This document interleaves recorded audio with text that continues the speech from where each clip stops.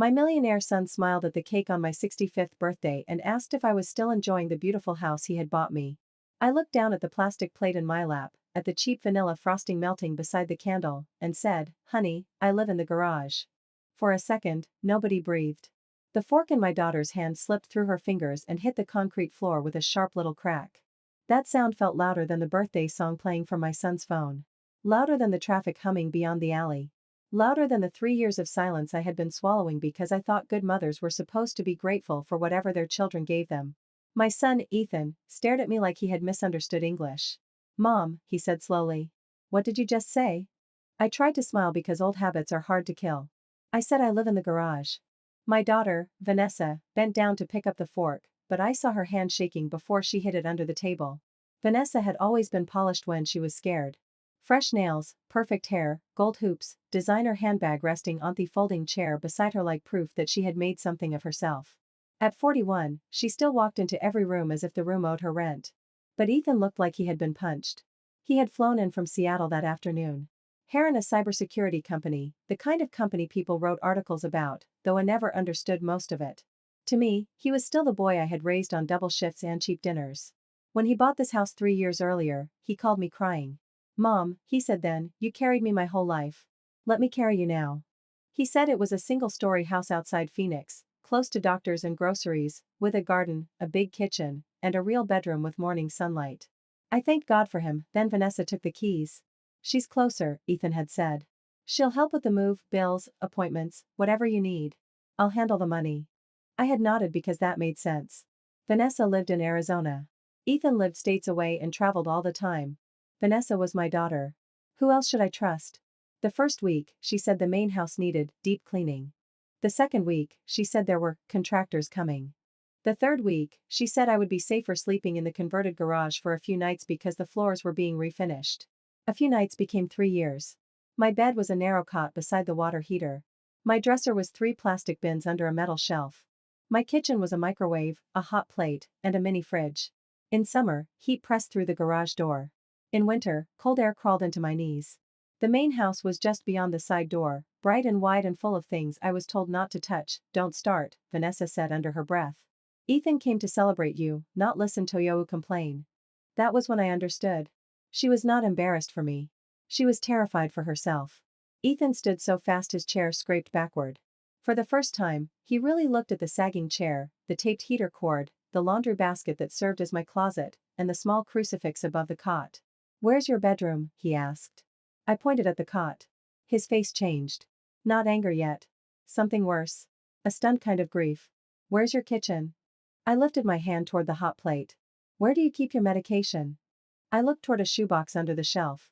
Ethan crossed the garage and pulled the lid off the shoebox.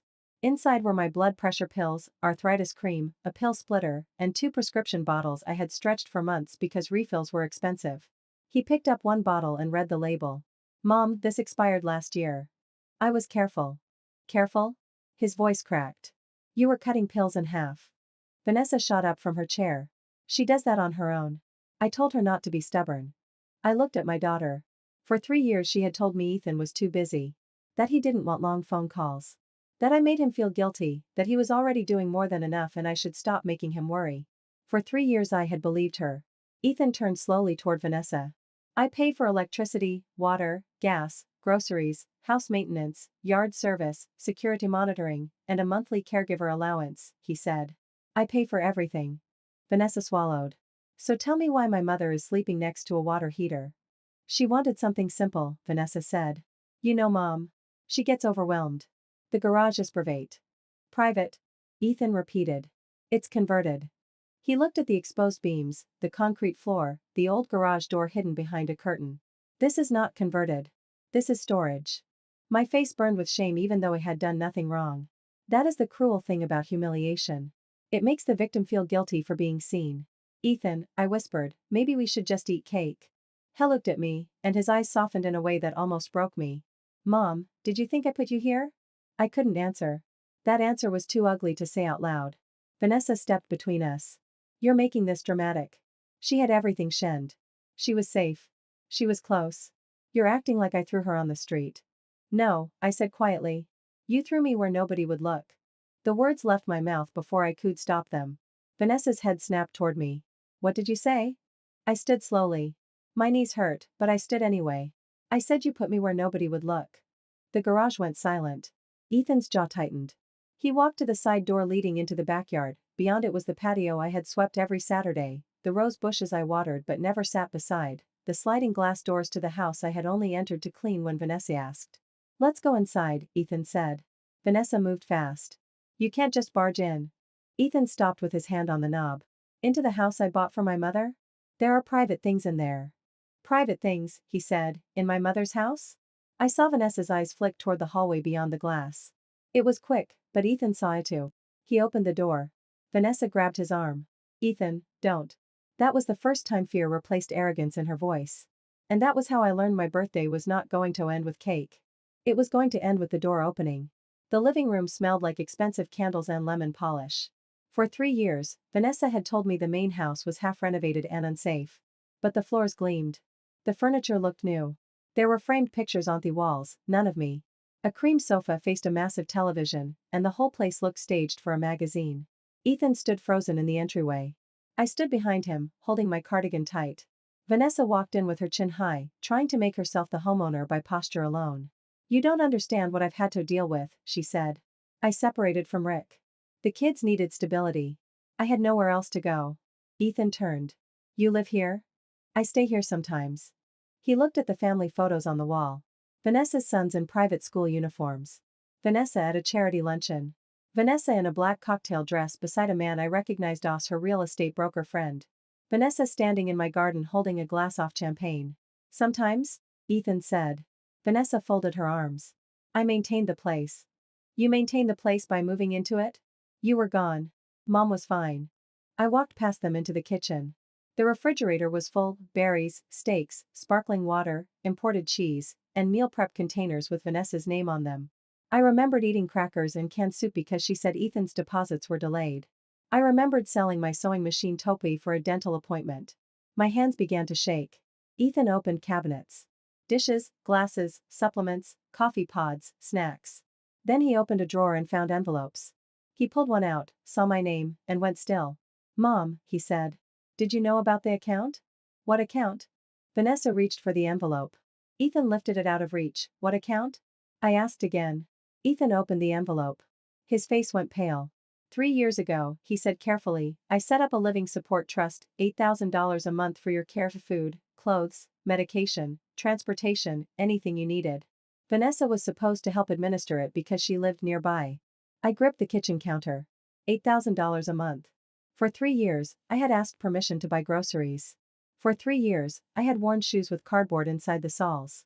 For 3 years, I had waited until pain was unbearable before calling a doctor because I didn't want to be expensive, Vanessa, Ethan said. Where is the money? She gave a sharp laugh, too high and too fake. You have no idea how much elder care costs. I paid the house expenses separately. There were emergencies. What emergencies? Repairs. Insurance. Taxes. Gas. Food. You told me the house was fully maintained through my office. Vanessa's face hardened. Must be nice, she snapped, to sit up in Seattle and send money like a saint while someone else does the dirty work. The dirty work? Ethan asked. You mean taking care of Mom? I mean everything, she said. Her appointments. Her moods. Her loneliness. Her guilt. You think wiring money makes you a good son? His face flinched because she knew exactly where to cut. I had seen Vanessa do that since she was a girl. She could find the softest place in a person and press until they apologized for bleeding. Ethan took a breath. Shown the trust statements. No, that single word dropped into the kitchen like a match. No, he repeated. I'm not being interrogated in my own home. That was the wrong thing to say. Ethan looked around the kitchen, at the marble island, the pendant lights, the fresh flowers on the counter. Your own home? Vanessa's mouth tightened. I said, this was supposed to be mine. She spun toward me. Oh, please. You always said you didn't need fancy things, space, or help. You made martyrdom your whole personality, and now everyone wants to pretend I abused you because I believed you. I felt that sentence land like a slap. Because part of it was true.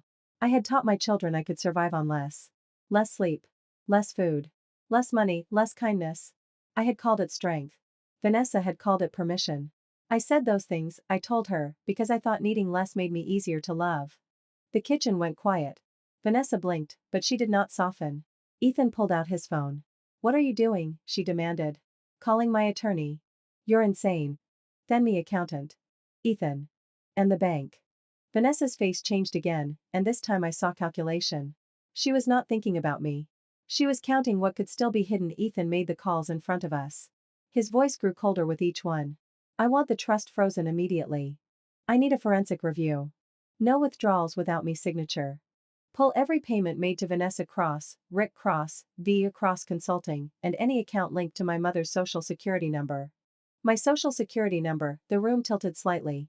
I sat at the island because my legs were not reliable anymore. Vanessa leaned close to me and whispered, "You don't know what you're doing." For once, I did not whisper back. "No," I said. "But he does." Her eyes turned poisonous. "You'll regret this. Without me, you can't manage anything. You don't even know your online banking password. That's because you changed it. I protected you. You isolated me." She laughed, but her lips trembled. "From what? Responsibility?" Ethan ended the call. "You have 48 hours to remove your personal belongings," he said. "My attorney will transfer the deed into Mom's name by the end of the week. You are not allowed back after that without written permission." Vanessa stared at him. "I'm your sister. And she is my mother. I was here. You were in her house. I took care of things. You took things." Vanessa grabbed her purse from the counter. "Fine. You want Mom?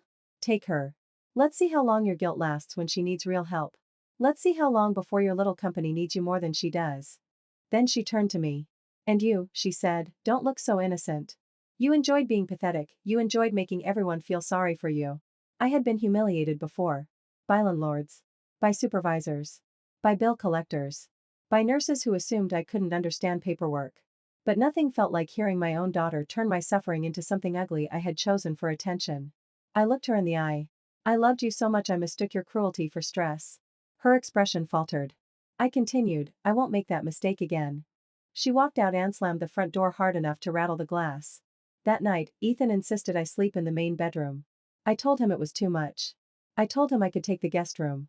I told him I was fine in the garage for one more night while things settled. He did not argue. He simply walked to the garage, picked up my plastic bins one by one, carried them into the house, and set them at the foot of the bed. Then he came back for the crucifix. He stood on a chair and hung it above the headboard. "There," he said softly. "Now it's your room." I sat on the edge of the mattress. It was so soft I felt ashamed of sinking into it. Ethan knelt in front of me like he was 8 again. "Why didn't you tell me?" I looked at his face, the exhaustion around his eyes, the guilt already eating him alive. "Because she told me you were tired of me." He closed his eyes. "She said you didn't want me calling too much," I said. "She said you were under pressure. She said I should be grateful. And when months passed, I thought maybe she was right." He covered his mouth with one hand. "Mom. I didn't want to be a burden." "You were never a burden." That sentence should have healed me. Instead, it opened something. I began to cry in a way I had not cried in years.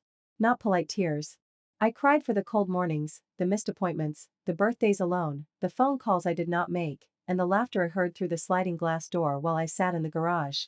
Ethan held my hands and cried too. At 11:37 that night, his attorney called. I watched Ethan's face as hell ascend. "What do you mean?" he said. Then, after a long pause, he looked at me. "Mom," he said, "Vanessa didn't just take the trust money." My stomach tightened. The attorney's voice buzzed through the speaker. "She opened 2 accounts under your mother's name. There are credit lines attached. We also found a pending petition draft for emergency conservatorship." I did not understand the word at first. Ethan did. He stood up slowly. "She was trying to have you declared legally incompetent," he said. The bedroom went cold around me. Vanessa had not just wanted my money. She had wanted my name. My signature. My voice. My right to decide where I slept. And the next morning, I learned she had already found a lawyer willing to help her take it.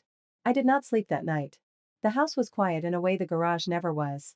No water heater kicking on. No mice scratching.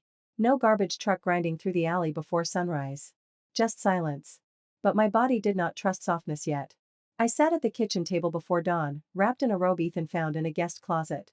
Outside, the roses looked silver in the early light. For 3 years, I had watered them and gone back to the garage before Vanessa's friends arrived. I had helped keep my own prison beautiful. At 6:12, Ethan came downstairs in sweatpants, holding his laptop. "You should be resting," he said. "So should you." He poured coffee for both of us. Then turned the laptop toward me. I need to show you something. The screen displayed bank statements, account names, transfers, dates. Most of it looked like a foreign language tome, but I recognized my name. Marian Ellis. There it was again and again, attached tow accounts I had never opened. What is V Cross Consulting? I asked. Vanessa. I stared at the line items. Home management fee. Senior care coordination. Transportation reimbursement. Medical advocacy. Companionship support. Every phrase looked gentle, professional. Almost loving. Everyone was a lie. She paid herself? I asked. She paid herself from the trust. Then she moved money into an account under your name, then into her business, then into personal expenses. How much? Ethan hesitated. Tell me. About $286,000 from the trust so far. Maybe more. The accountant is still reviewing. My hands went numb. I thought of the night I had stood in the pharmacy aisle trying to decide between blood pressure medicine and groceries. I thought of Vanessa rolling her eyes when I asked for $40 to fix my glasses. I thought of her saying, "Mom, you have to learn to budget." I budgeted my dignity, I said. Ethan's face crumpled. Before he could answer, the doorbell rang. He checked the security camera and frowned. It's Rick. Rick was Vanessa's estranged husband. I had not seen him in nearly 2 years. Vanessa told me he was selfish, controlling, cheap, probably cheating. She said he hated our family. I believed her because believing Vanessa had become easier than asking questions. Rick stood on the porch in jeans and a wrinkled button-down, holding a thick manila folder. He looked older than I remembered. Mrs. Ellis, he said, voice gentle. I'm sorry to show up like this. Ethan stayed between us, protective. Why are you here? Rick lifted the folder. Because Vanessa used your mother's name in our divorce discovery. My attorney found something. I think you need to see it. We sat in the dining room, a room I had dusted but never eaten in. Rick placed the folder on the table and pulled out printed emails. I hired a forensic investigator for the divorce, he said. I thought Vanessa was hiding marital assets. She was. But not just ours. He slid the first page toward Ethan. I saw Vanessa's email address at the top. The subject line read, Elder Care Authority Options. My heart began to pound. Rick said, she contacted an attorney 9 months ago about emergency conservatorship over you. Ethan read silently. His jaw clenched. I reached for the paper, but my fingers trembled so badly Ethan held it steady while I read. My mother is increasingly confused and unable to manage her finances. My mother has been living in unsafe conditions by choice and refuses appropriate care. My brother is wealthy but emotionally unstable and easily manipulated by guilt. I believe immediate legal control may be necessary to protect her assets. Unsafe conditions. By choice. She had created the garage, then planned to use it as evidence against me. The room blurred. Rick pulled out another set of pages. There's more. She reached out to 2 families from her church group. Elderly widows. Both had adult children out of state. She offered to coordinate care and protect assets. One of them gave her access to medical billing accounts. Ethan looked up. What are you saying? Rick's voice dropped. I'm saying your sister wasn't only stealing from your mother. She was testing a business model. I pressed one hand against my chest. A business model. That was what I had become, not a mother. Not a woman. Not a person who once worked 16-hour shifts and saved every loose dollar in a coffee can. A model. Useful. Quiet. Easy to explain away. Rick looked at me, and shame filled his face. I should have checked on you, he said. I knew Vanessa was keeping people apart. I didn't know it was this. I did not comfort him. That was new for me.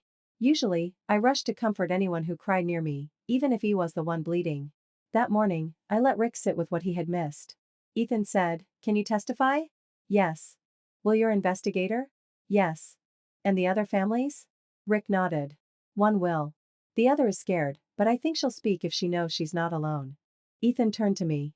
Mom, we can pursue this quietly. Civil recovery. Protective order. We didn't have to push criminal charges today. I looked at the printed emails. Confused, unsafe, by choice. Then I thought of another woman somewhere, sitting in a back room while someone with a sweet voice explained to her children that she preferred it there. No, I said. Both men looked at me. I folded the paper carefully and placed it on the table. I want to report her. Ethan softened. You don't have to decide right now. Yes, I do. I waited 3 years to decide I mattered. My voice did not shake. I am not waiting one more day. By noon, Ethan's attorney, the accountant, Rick's investigator, and a financial crimes detective had all been inside my house. My house. It felt strange to think those words while strangers sat around my dining table discussing my stolen life in professional tones. They used phrases like identity theft, exploitation of a vulnerable adult, fraud, undue influence, fiduciary abuse, false documentation. I listened to every word. When the detective asked if Vanessa had restricted my phone calls, I said yes. When he asked if she controlled my medication, I said yes. When he asked if she told others I was confused, unstable, or difficult, I said yes. When he asked if I feared retaliation, I looked toward the garage door. I feared being forgotten more, I said. He wrote that down. That afternoon, Vanessa came back. She did not know the detective was still there. She came through the side gate wearing sunglasses and a cream blazer. She punched in the old keypad code, found it disabled, and started pounding on the glass. Open the door, she shouted. This is ridiculous. Ethan opened it, but he did not let her inside. Vanessa looked past him and saw the detective standing in the hallway. For one beautiful second, her face told the truth. Then the performance began. Mom, she called, voice suddenly soft. Mom, honey, are you okay? Did Ethan scare you? You know how he gets when panics. I stepped into view. She smiled at me like we were friends. There you are, come outside for a second. Let's talk without all these men confusing you. I almost laughed. All my life, Vanessa had called me stubborn until she needed me helpless. I am not confused, I said. Her smile tightened. Of course not. I didn't mean it like that. The detective stepped forward. Miss Cross, I'm Detective Halpern. We'd like to ask you some questions. Vanessa's eyes flicked to Ethan. Are you serious? You called the police on your own sister? I called them for my mother, Ethan said. Vanessa pointed at me. She's angry because I made practical decisions. That's all this is. She's lonely. She twists things. I walked closer, just enough for her to see me clearly. Did I twist the garage? Her nostrils flared. I gave you privacy. Did I twist the expired medication? You refused help. Did I twist the accounts? She went still. The detective watched her. Vanessa said, I'm not answering anything without my attorney. That's your right, he said. She looked at me again, but this time the softness was gone. You have no idea what you've eaten. I said. I opened the door. Ethan closed it. That should have been the end of the day. It wasn't. At 7:04 that evening, my phone rang from an unknown number. Ethan was upstairs with the attorney. I answered without thinking. Mrs. Ellis, a woman asked, this is Sun Valley Assisted Living. I'm calling to confirm your assessment appointment for tomorrow morning. I sat down slowly. My what? Your assessment. Your daughter scheduled it as part of our transition plan. She said you'd be arriving after court approval, but we still needed the intake form completed. My mouth went dry. What court approval? The woman hesitated. I'm sorry. Perhaps I should speak with Ms. Cross. No, I said. You should speak with him. She went quiet. I am Marian Ellis, I continued. I did not agree to an assessment. I am not moving into your facility. And if my daughter signed anything on my behalf, I want copies. Within an hour, the facility emailed Ethan the paperwork. There it was. A deposit paid from one of the accounts in my name. A room selected. A note from Vanessa, mother may resist. Please do not discuss financial details with her directly. Cognitive decline suspected. Mother may resist. Like I was a dog refusing a leash. Ethan stood in the kitchen reading the email, and something in him went still. I had seen him angry. I had seen him guilty. But this was different. This was war becoming quiet. Mom, he said, tomorrow morning, Vanessa is scheduled to meet her attorney at the county courthouse to file the emergency petition. My heartbeat thudded in my ears. Can she still do it? Not if we get there first. The next morning, I dressed carefully. Not fancy. Not fragile. I wore a navy dress and low black shoes. Ethan wanted me to use his arm. Booty told him I could walk. He nodded, though he stayed close. At the courthouse, Vanessa was already there. She stood near the entrance with a silver-haired attorney and a stack of papers tucked under one arm. When she saw us, her eyes widened. Then she recovered.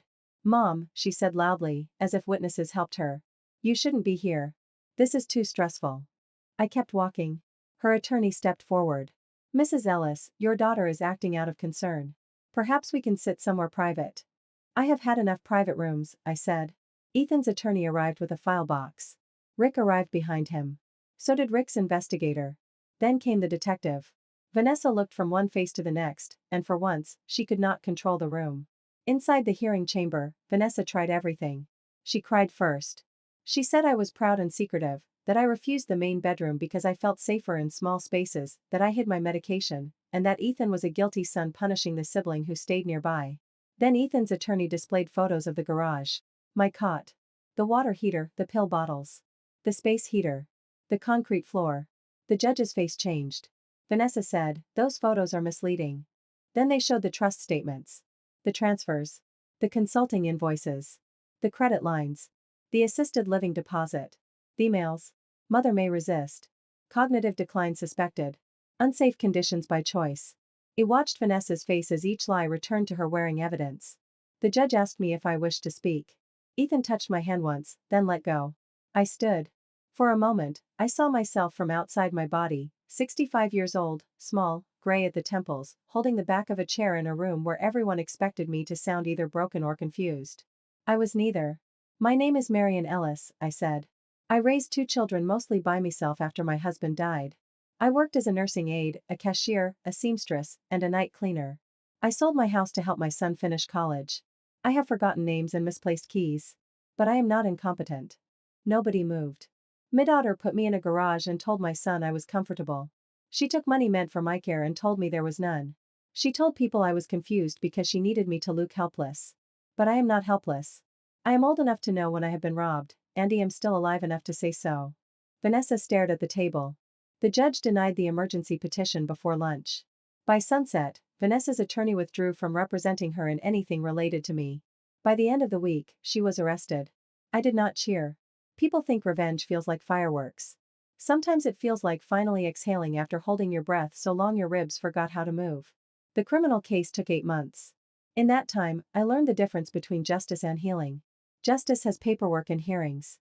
Healing has mornings when you wake up in a real bed and still feel the garage floor under your bones. Ethan stayed in Phoenix longer than Hepland. At first, he said he would work remotely for 2 weeks. Then 2 weeks became a month, and he told his board he was taking a reduced schedule for family reasons. I told him not to ruin his company for me. He laughed sadly. "Mom, you didn't ruin your life for me. You invested in mine. Let me return a fraction." That sentence stayed with me. For years, I thought love meant disappearing so your children could take up more space. Ethan taught me that love could also mean making room. He took me to a cardiologist who looked at mild prescriptions and frowned so hard I felt like a child in trouble. "Have you been splitting these?" I looked at Ethan. He looked at the doctor. Then I looked down. "Yes." The doctor removed her glasses. "Mrs. Ellis, do not ever do that again without medical guidance." I was trying to make them last. Her expression softened. "You don't have to do that anymore." I nodded. But part of me did not believe it yet. The first time Ethan filled my prescriptions and the pharmacist handed over the bag without asking me to choose which ones I could afford, I cried in the car. Ethan did not tell me not to cry. He just sat beside me until I finished. I met my daughter-in-law, Claire, all over again. Vanessa had told me Claire thought I was needy, preferred boundaries, and did not like drop-in family. It was another lie. Claire was not cold. She was 7 months pregnant, kind, practical, and furious when she learned what had happened. "I thought you didn't want us calling much," she told me one afternoon while folding baby clothes at my kitchen table. "Vanessa said you got overwhelmed and needed quiet." I was quiet because I thought nobody wanted to hear me. Claire pressed one tiny baby sock against her lips and cried. I ached across the table. "Don't cry, honey. It wasn't your fault." She shook her head, "No. But I should have called anyway." That was the first apology I accepted without trying to erase it.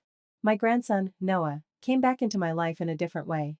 He was Vanessa's younger boy, 9 years old, serious and skinny, with Rick's cautious eyes. Vanessa had kept him from me for years, saying I was too tired and too judgmental. After her arrest, Rick asked if I would see him. I was terrified. What if Vanessa had poisoned him against me? What if he looked at me and saw a problem? He arrived holding a small cactus in a painted pot. "My dad said you like plants," he said. "I do. My mom said you complain a lot."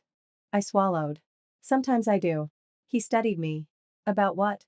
I thought about lying. Then I thought better. About being put in a garage when there was a whole house available. He looked at the living room, the hallway, the framed photo Ethan had placed on the mantel of me holding him as a baby. "That's a pretty good reason," he said. And just like that, a bridge appeared. Noah began visiting every other Sunday.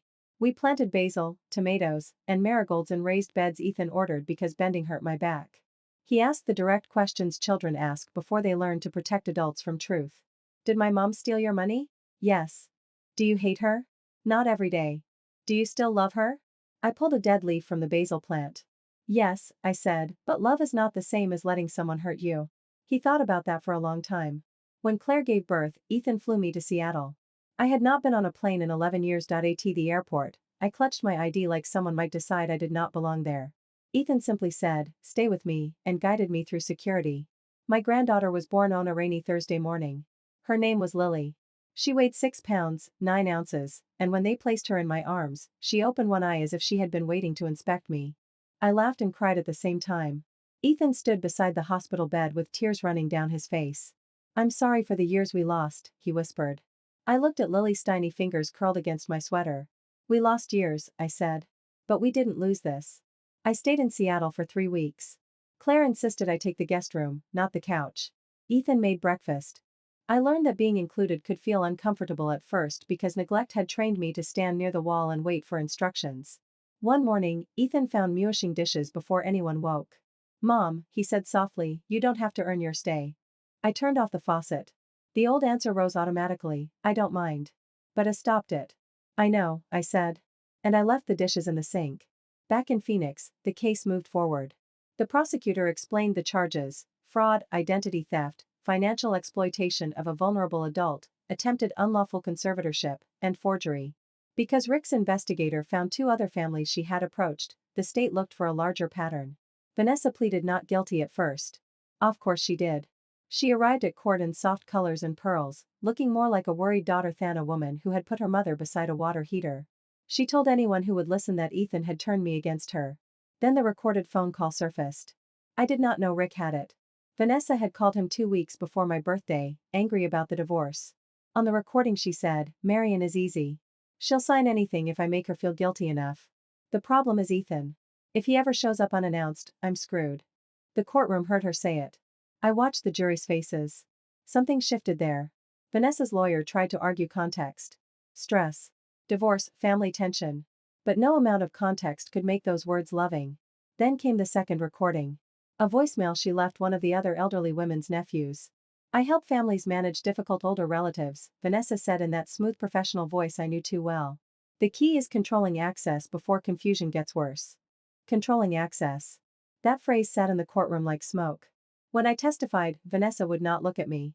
The prosecutor asked me to describe the garage. I did. She asked me to describe the main house. I did. She asked what Vanessa told me about Ethan. I said, "She told me my son loved me, but he had limits." The prosecutor paused. "And did you believe her?" "Yes." "Why?" I looked at Vanessa then. "Because mothers are very good at believing their children, even when their children are lying." Vanessa looked down. For the first time, I wondered if shame had found her. But then her attorney began cross-examination, and whatever softness I imagined disappeared. "Mrs. Ellis," he said, "isn't it true that you preferred simple living, resisted the master bedroom, and sometimes forgot appointments?" "Yes." "Isn't it possible your daughter genuinely believed you needed more oversight?" I leaned toward the microphone. If she believed that, she could have called my doctor. She could have called my son. She could have sat with me at the kitchen table and asked what I needed. She did not do that. She took my money and gave me a cot. The courtroom went still. He did not ask many questions after that. The verdict came on a Tuesday. Guilty on fraud. Guilty on identity theft. Guilty on exploitation. Guilty on attempted conservatorship fraud. Not guilty on one lesser charge I barely understood. Vanessa stood as the verdict was read. Her knees seemed to weaken. For a second, she looked like the girl who used to crawl into my bed during thunderstorms. Memory is cruel because it does not care what someone became. At sentencing, she asked to speak. She faced the judge first, then turned toward me. "Mom," she said, "I made mistakes. I was drowning. Rick left me. Ethan had everything. You always gave him more because he was special. I needed help, and nobody saw me." There it was. Not apology, accounting. She still believed love was a ledger and suffering was currency. "I never meant to hurt you," she said. A sound almost escaped me. Because that was the final insult. Not the theft. Not the garage. Not the papers. The idea that all of it could happen without meaning harm. The judge allowed me to speak. I stood with Ethan on one side and Rick on the other. Noah was not in the courtroom. I was grateful for that. "I have spent months asking myself what kind of mother raises a daughter who can do this," I said. I blamed myself because mothers do that. We search our own hearts for the weapon someone else used against us. Vanessa wiped her cheeks. But I know this now. I taught my children to work hard. I taught them to survive. I taught them family matters. I also taught them I would accept less if accepting less kept the peace. My son saw that and wanted to give back. My daughter saw that and took advantage. The judge watched mechlessly. I loved my daughter yesterday. I love her today.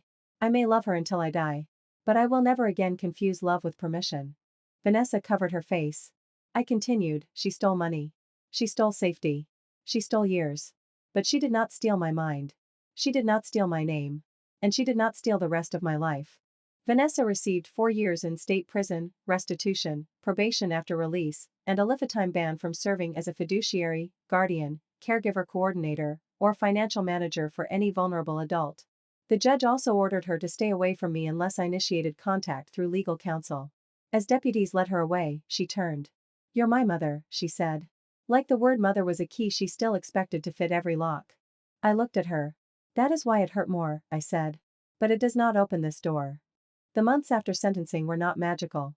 I wish I could say I danced through the house every morning with sunlight on my face, finally free. But healing is not a movie montage. Some mornings, I still woke before 5 expecting the garbage truck. Some nights, I ate dinner standing at the counter because sitting at the dining table alone felt too grand. Sometimes I saved grocery receipts, afraid someone would accuse me of spending too much. Sometimes I asked Ethan before buying shampoo. Sometimes I apologized when Lily cried. Asif babies did not cry for everyone. Trauma has a way of making normal life feel stolen, but I learned. I learned online banking with Ethan beside me but not touching the mouse. I learned to check my medical portal, say no to sweet voices with hidden hooks, and ask questions without feeling difficult. I signed the final deed transfer on a warm Friday afternoon. The notary slid the papers toward me. Ethan stood behind my chair, quiet. The house was legally mine. Not temporarily. Not emotionally. Not because someone allowed me to sleep there. Mine. I signed Marion Ellis in blue ink. My hand shook, but the signature was clear. That evening, I walked into the garage. For months, I had avoided it. Ethan offered to renovate it into an art studio, a guest suite, anything that would erase what happened. But I told him no. Not yet. The air still smelled faintly of dust and old metal. The curtain still hung over the garage door. The water heater clicked. I stood where my cot had been and remembered the woman who slept there. The woman who excused her daughter, rationed medicine, believed her son had forgotten her, and thanked people for crumbs because crumbs meant she had not been abandoned completely. I wanted to hate her for being weak. Instead, I touched the wall and forgave her. She had survived with the tools she had. Then I opened the garage door. Sunlight poured over the concrete. Dust lifted in the air like tiny sparks. Ethan found me there a few minutes later. "You okay?" I nodded. "I want to turn this into a workshop," I said. "For what?" I smiled. "For whatever I feel like learning." So we did, not all at once. Little by little. We painted the walls, added shelves, replaced the old light, and bought a sturdy table. I took a pottery class and filled the shelves with crooked bowls that made Noah laugh. Claire gave me a sewing machine, and I started making things again. But the most important thing I made in that garage was a rule. No one would ever be hidden there again. At 66, I hosted my own birthday party. Hosted. That word mattered. I chose the menu: barbecue chicken, corn casserole, sweet tea, and a vanilla cake from the bakery Vanessa used to say was too expensive. I invited Ethan, Claire, Lily, Rick, Noah, my neighbor Mrs. Alvarez, and 3 women from the community center who knew enough not to pity me. We set the table in the backyard under string lights. The roses were blooming. Noah placed his painted cactus pot in the center like a trophy. Lily, now 4 months old, slept against Claire's shoulder with one fist tucked under her chin. Ethan lit a single candle on the cake. "Make a wish, Mom." Everyone sang. I cried before they reached my name. This time, nobody told me not to. I looked at the people around the table. Not a perfect family. Rick still carried guilt. Ethan still carried regret. Noah still asked hard questions. I still checked the locks twice at night. Vanessa's empty chair existed whether we mention it or not. But the difference was this: nothing was hidden. I leaned toward the candle. It hot of my 65th birthday, the folding table in the garage, the cheap cake, the concrete floor, and Ethan's face when he realized the truth. I thought of the courthouse, the bank statements, the form that said mother may resist, and all the women called difficult for defending themselves. Then I made my wish. Not for revenge. Revenge had already come and gone, and it had not tasted sweet. It had tasted necessary. I wished never again to make myself small so someone else could feel comfortable. I blew out the candle. Everyone clapped. Later that night, after the dishes were done and the house grew quiet, I walked room to room turning off lights. My lights. My rooms. My floorboards beneath my feet. In the hallway, I stopped before the framed photo Ethan had taken that evening. I was sitting at head of the table with Lily in my arms and Noah leaning against my chair. Ethan stood behind me. I looked older than I felt and stronger than I expected. For a long time, I stared at that woman. Then I whispered, "There you are." Because that was the truth. I had not become someone new. I had returned. Now my name is on the D.my name is on my accounts. My name is on my medical forms. My phone rings, and I decide whether to answer. My refrigerator is full. My medicine is whole. My bed is warm. I am not a burden. I am not a confused old woman waiting for permission. I am Marian Ellis. I am the mother who gave too much, lost too much, slept beside a water heater in a house meant for her, and still found the courage to open the right door. And this time, when I say I am home, nobody gets to correct me.